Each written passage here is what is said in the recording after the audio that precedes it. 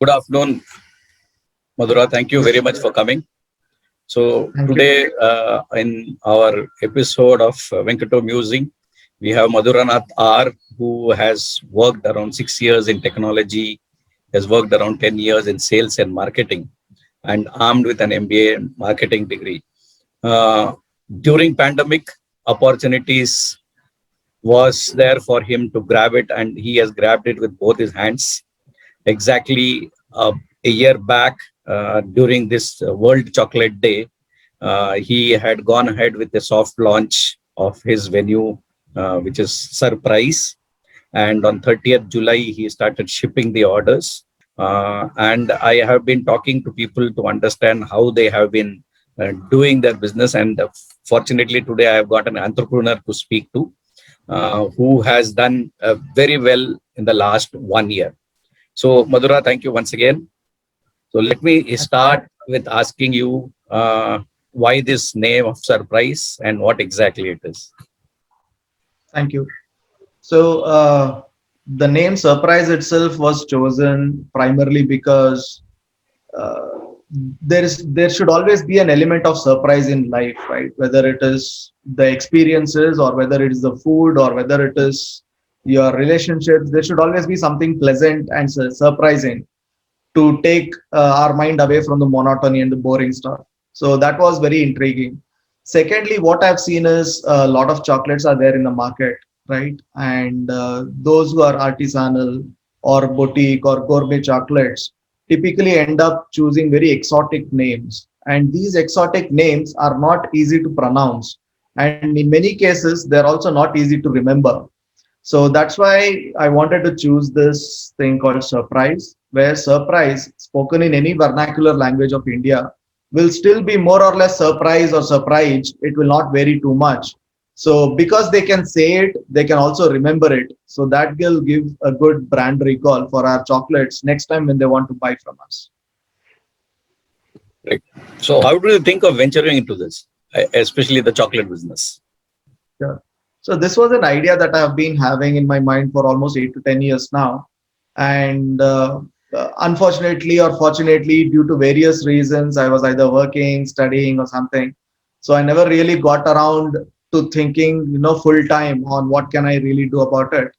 But during the pandemic, I had joined a company which wanted to build a platform for in the mobility space, and then they shut down. So then I thought, I mean, there's nothing that I can do for a whole day in just searching jobs, right? So why should I waste time? It's maximum an hour or 2 hours every day that I could spend and nothing more than that. So what would I do with the remaining part of the day? I decided to take the plunge right then and thought, okay, now anyway, there's nothing much for me to do. Let me focus on building my idea into a real business.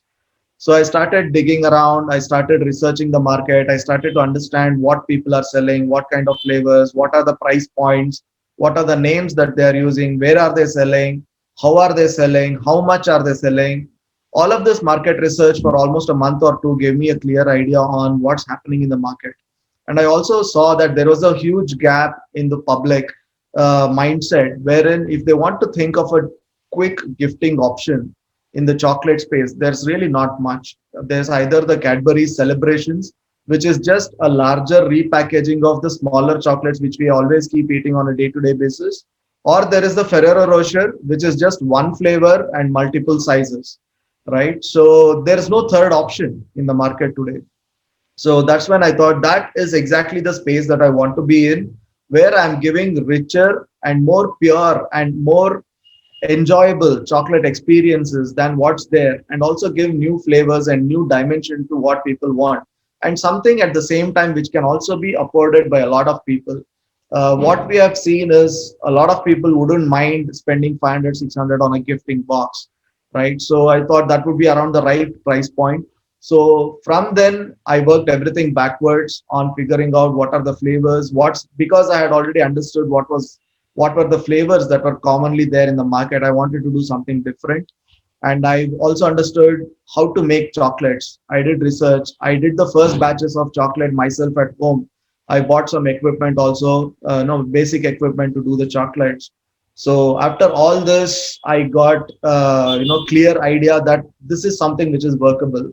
I did a modeling of the business to figure out what would be my costs, what would be my landed cost of the box, what would be my sales, where do I sell, how do I sell, what could be the opportunities. So basis that, I realized this can be a profitable business if it can be run in a lean way, and that's how I decided to take a plunge. And then I set about identifying all the vendors that I would need, all the partnerships, packaging, and design. So I did the logo design myself. The box package design was done by myself. I built the website. I even learned some Python programming to figure out how many combinations of flavors I can do. So all of this took me almost around 3 to 4 months roughly. So from April, May, June, by the end of July, we actually launched the product directly. So you have worn many hats during this stint as an entrepreneur, and also if I go by what you have done as an person who was in industry. So you are currently working with Slam Labs. You have worked with bigger corporations like Ola. You have worked with Sonata Software. You have worked with Infosys. You have worked with L&T Infotech. Working for 15, 16 years, as we said.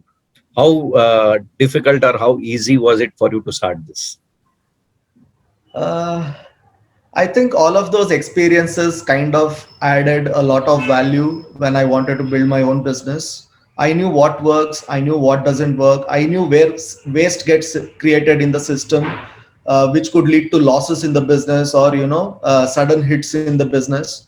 So those learnings really helped me to formulate the right approach for building my own business. And at the same time, the switching was not really very difficult because throughout my career for 15 years I've been kind of entrepreneurial in every job, in every company that I've been in. I've never taken a job or a role which I was not excited about. So whenever I found, after some time, when I realized the excitement has ended, I would rather move on from the role or the company than continue. So that way, since I've always been doing what I've been loving, so this came very naturally to me. One thing which I wanted to understand from you, for people who actually wants to start something on their own, especially people who we call it as a midlife crisis, who have worked in industry for a few years and then they are stuck either in that same company or they find it difficult to grow. Okay, and venturing into a new, unknown, uncharted territory is something which is always risky. So how difficult or how easy it is for somebody to get into this, and whether they require any huge investments to start something which is more passionate for somebody to work accordingly. Uh, from my experience and also what I've seen with a few friends of mine who have also tried this on entrepreneurial journey, one thing I realized is it is not wise to make big investments and start, because before starting, whatever assumptions, whatever ideas, whatever plan, and whatever formula we have, it will never work once we start, right? Only a few of them work, and sometimes the few things which we missed learning or understanding or assuming, they might actually hit us very bad.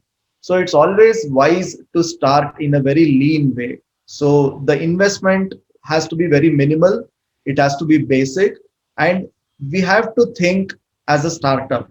We should not think as a business upfront.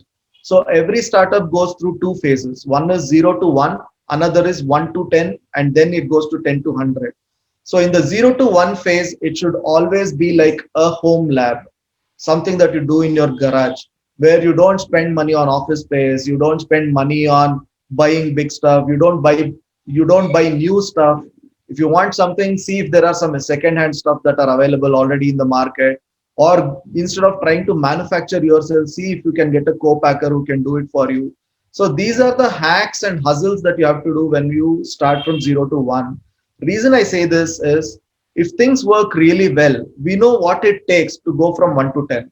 If things go bad, you wouldn't have lost much money, but you would have learned quite a few good lessons that can probably reshape, go back, take a step back, take some time, work through the problems that you faced, and then come back and do a better 0 to 1 or better 1 to 10, right? So that way I feel my experience has been about doing 0 to 1. We did everything in a very big hustle way, right from finding the right vendors, right from finding a good manufacturing partner, right, and also like I could have just gone for getting someone to do an e-commerce website for me, and that would have set me off by nearly 1 lakh to 5 lakh depending on the kind of vendor I would have chosen.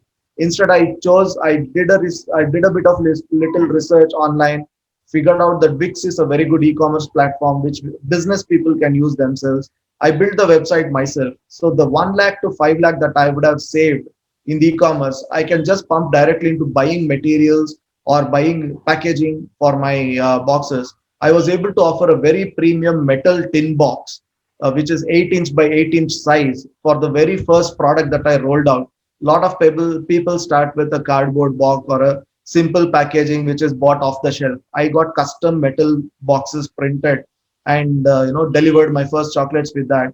And most of the customers I've seen were wowed by that. But if I had spent the 5 lakhs on an e-commerce website, I wouldn't have probably got that. So that's the trick to getting started. It doesn't matter what's the amount of investment. And second most important thing is we have to choose an area where we are passionate about and we are willing to get hands on. Like I might have an idea for a technology product, but if I'm not able to code or program that product, I should not even get into it. The moment I have dependency on the core of the business on someone else, the business is doomed to fail sooner or later, because it is always hostage to someone else being able to work for me and like what I'm doing, right? So always the core part of the business should be done. Like today, even if my manufacturing partner is not willing to do that, I know how to set up the manufacturing process myself, how to do the chocolates myself. In fact, I gave the recipes to the manufacturing partner saying this is the process in which this chocolate should be done. Though they already know how to make chocolates, I had a custom recipe, I gave it to them.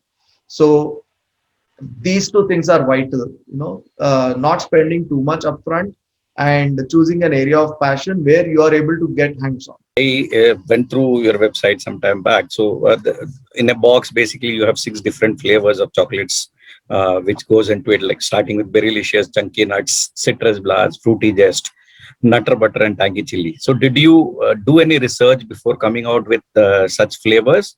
And after doing research, after these 6 flavors, what are in the pipeline? Yeah. So I basically listed down around 8 categories of ingredients that can be used to make chocolates. And across the 8, I had listed down around 152 ingredients. So that was the research which went into what kind of items I can add and in what combinations, right? Ultimately, it's a game of taste and flavors.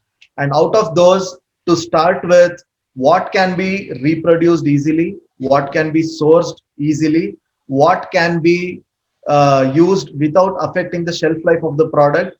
Considering all these, I chose the first 6 flavors. And tangy chili was the only one where we had to do some innovation in the flavors, where we mixed a couple of items and the outcome was really good. So that's that. Now, as part of our first year anniversary for July 30th, we are planning to launch 6 more new flavors that will be announced once we complete the taste trials for the flavors. Right now, we have completed taste trials for 4. Another 2 are pending. So we plan to finish it in the next couple of weeks and then launch it for 30th July. This existing 6 and future 6, 12, that makes 12. Okay. Are you sourcing the material locally, or how it is? Yes. So we source all materials locally. In fact, one of my good friends is actually the partner. So it's called Satya's Gourmet Products. They provide premium quality at very affordable rates, especially for B2B businesses like us. So all my dry fruits, nuts, spices, and all the gourmet items that I require are sourced through them. And we make sure that whatever we are using are of the best quality, and also the whatever we are spending is staying within India. So that's something which we have kept as a conscious decision. So, can you please take us through your phase-wise? How did you go about it? Like pre-testing, testing, and then launching it in the market, shipping it to people. How did you go about in a systematic way? If you can just tell us, it would be good for us to understand it. Sure. So basically, our initial market research, after our initial market research was done, we came up with few flavor profiles which were missing in the market, right? And our focus, though we call ourselves a gourmet product, we don't want to be a gourmet product that is available or appealing only to 0.1% of the market, which is how most of the artisanal products are. We don't want to be elite that way. We want a gourmet product which is appreciated by 99% of the market, right? So that's why our flavor profiles are chosen. Even the bitterness of our chocolates is and the darkness is chosen such that maximum number of Indians with across a diverse set of palettes and flavor ranges are actually able to like our product. So with that, once we were done with selecting the ingredients, we did initial batches of chocolates at home. Like myself and my wife, who is also my co-founder and partner, she's an equal partner in the business. So both of us did the batches, and once we did the batches, we selected around 10 different segments who will be ideal target segments for us in the market. So we found representatives of each of those segments from our circles, and we distributed these products, all our flavors, in small boxes to them. And we did it, and we collected their feedback. And while collecting feedback, we did not just ask them, "Did you like it?" We asked, "What did you like? What did you not like? What would have been better? Which ingredient did you like? Which flavor do you like? What do you feel about the texture, glow, the shininess of the product?" So across multiple in-depth questions, when we did this across some 10 to 20 people, we got thorough feedback on what they are liking, why they are liking, and what is not working for them. So basis that, we finalized what will be the final product like. And once that was done, we wrote the specifications and the process for making the product, and we sent it to our manufacturer. And the manufacturer, once they did the first batch, again we distributed to the same people to make sure what they had tasted earlier and what they are tasting now is consistent. And once that was done, then the next step for us was to finalize the packaging. So the packaging itself took us almost like 25 to 30 days to get delivered, because it's a manufacturing process for tin box. We have to place the order and wait for 25-30 days. And once they arrived, so again for the manufacturing, we had to choose a design. So there were a lot of options to choose. Then we realized, since our focus is on gifting, we wanted the box itself to look like a gifting. Because one of the conscious decisions we made at the beginning, even before we started our production, was throughout the entire supply chain and the process of our manufacturing, we wanted to be a very responsible business. We did not want to introduce unnecessary plastic, unnecessary, non-recyclable items. So that way, all our choices, whether it's the box or whether it's the tray, whether it's the packaging material, everything had to be reusable, recyclable kind of materials. And that also put some constraints on what options we have. So once all of this was done, July 7th, by then we had already placed order for the boxes. We knew it will reach in another 20 days, 20 to 25 days. So it was also the International Chocolate Day. So we did a simple video and we launched it on our website. We also made our website live on the same day. Our website is surprise.in, surpriz.in. And on the home page of the video, or home page of the website, we showed the video, launch video, and gave a story of what our brand is all about, what do we stand for, and why are we here, right? So our whole idea was to start a chocolate revolution where the mass of the Indians who have got used to milk chocolates, which contain milk powder, dalda, and vegetable fats and all that, we wanted to move them away from that to a pure chocolate experience or a pure cocoa experience. So that's the chocolate revolution which we want to start, and that's the vision with which we started. So we made a video which talked about that and how we are different and why we are here. And with that soft launch, we also announced that we are ready to collect pre-orders for our products. So we showed a picture of the product, what it will look like, what it will cost, what will be the flavors, how many pieces, what weight, all of those descriptions we had given. And over the next 22 to 23 days, we collected pre-orders worth almost 75 to 80,000 rupees. And this was at a per box cost of around 600 rupees. And by the time we were ready to start shipping the orders on July 30th.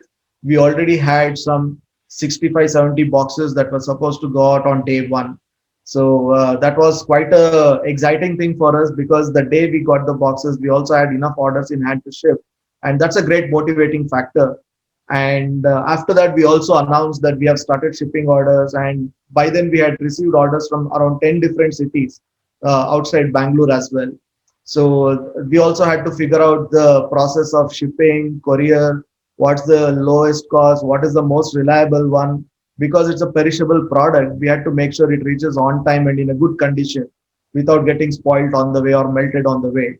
So we had to do a lot of research on that as well.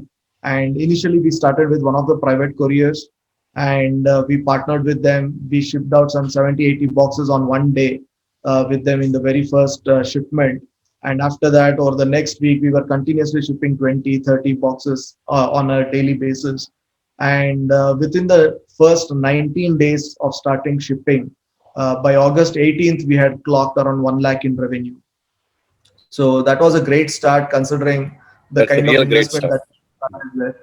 And again, within a month, we got the festive season started. So we had Dasara, then Deepavali, and then the Christmas. So during this, we had to start tackling how to deal with corporate orders as well. What do they expect? What do they look for? What's the price point that works for them?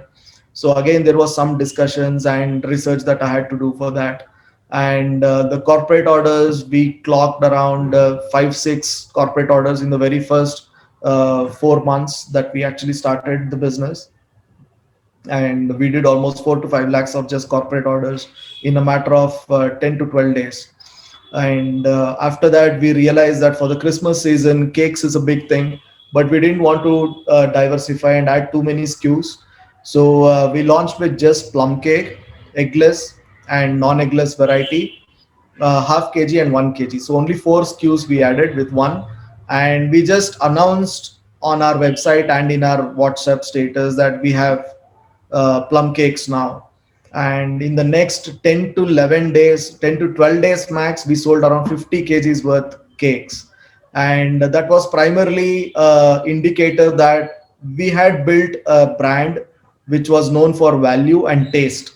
Otherwise, it coming a new product coming in from a brand which which is not really known for cakes, selling 50 kilos in just 10 to 12 days is almost not possible very easily. So that gave us the confidence that we were on the right track in building the right brand, and our brand value is resonating with the people, and people are actually perceiving the value that we want to project, right, which is quality, taste, and reliability.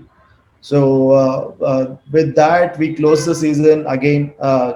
Jan to Feb, it was kind of lean, and by then we partnered with another gifting company because we realized that is where most of the premium chocolates have a good opportunities to sell.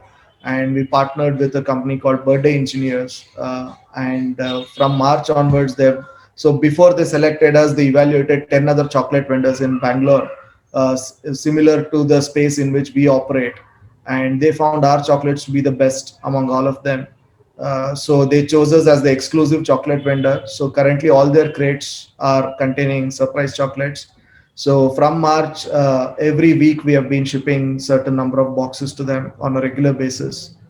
And coming to the lockdown period, post lockdown, we saw that a lot of corporates are actually opening up with welcoming gifts to their employees, to new joining employees, as well as to for their corporate anniversaries.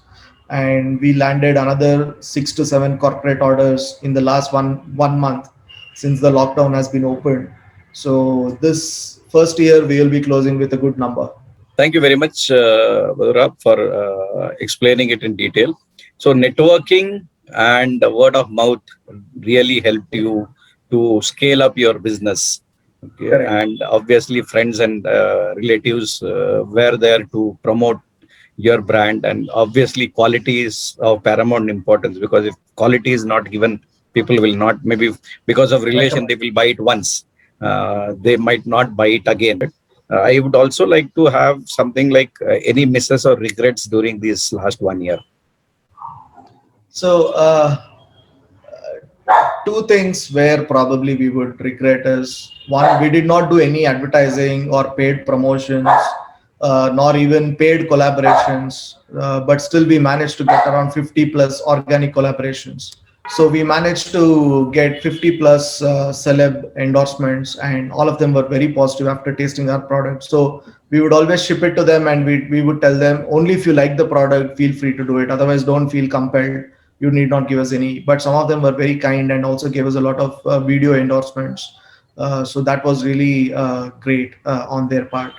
Apart from that, so not trying out digital marketing is something which probably I feel is a miss, because it could have probably amplified our product a lot faster than what we have done right now. Second thing is we wanted to introduce a more affordable range of smaller size boxes and smaller packaging. But due to pandemic, we could not really source the boxes in time, and we missed the Valentine's Day celebration. And we also saw the market cool down a bit during Jan Feb. Usually that's not the case every year, but this year it was kind of toned down. So the inability to launch a smaller variant or a lower cost variant is something that we can say is a miss for the first year.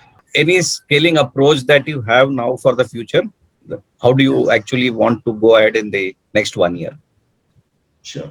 So second year will be about six new flavors that we are launching. We also want to introduce new kind of packaging, which will be on a smaller size and easily available. Third thing that we want to do is introduce bars. Till now, we have been doing only chocolate truffles. So chocolate truffles have fillings, so we cannot really do that in a bar kind of form factor. But with bar, we are also figuring out how that can be made possible with having the filling and still be accessible to people. So with bar, we will be able to open up the retail channel. So far, we have been completely D2C. We have not entered any store, or we have not entered any marketplace or e-commerce platforms. We have been selling directly to consumers so far. But with the introduction of bars, I will be able to do that, and bars will become my lever or my strategy for getting a lot of customers organically without me having to spend on marketing and advertising, and the cost of acquisition of new customers will be much lesser than what would I would probably incur in a marketing or in a digital marketing kind of a format. So these are three things that I'm considering for this year.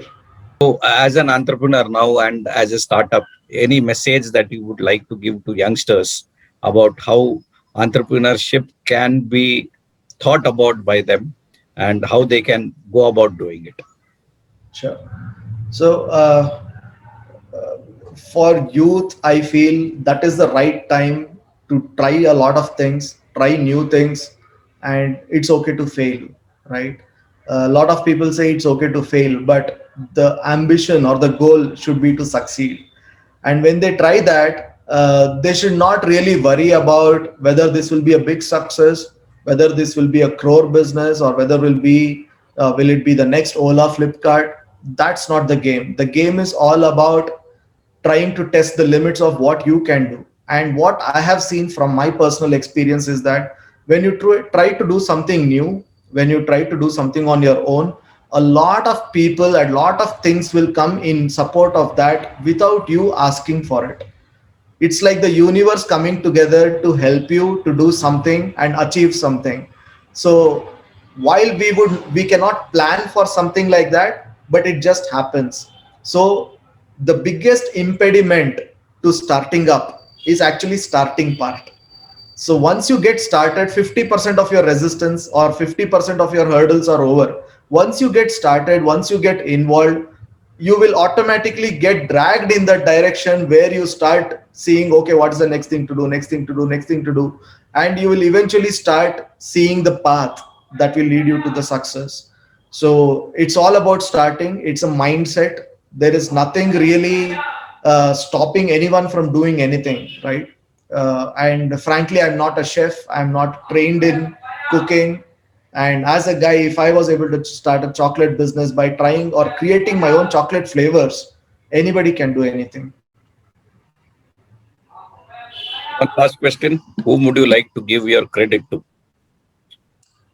Definitely to my partner, because we had just had a baby, and she runs the entire operations. July 30th we started the business. August 1st I joined my new company, Slang Labs. So my whole job was to set up the business, but to run the business and execute it is what Kshama has been doing. So a large part of the credit for our success actually goes to Kshama. I believe the old adage, every behind every successful man, there is a woman. So that goes same for you. So wishing you all the best, Madhura and Shama. Great motivational insight, which I believe will be a great thing for people, not only youngsters, but people who really want to start something on their own, right? Absolutely. Thank you very, very much, dear. And as I said, once again, wishing you all the best.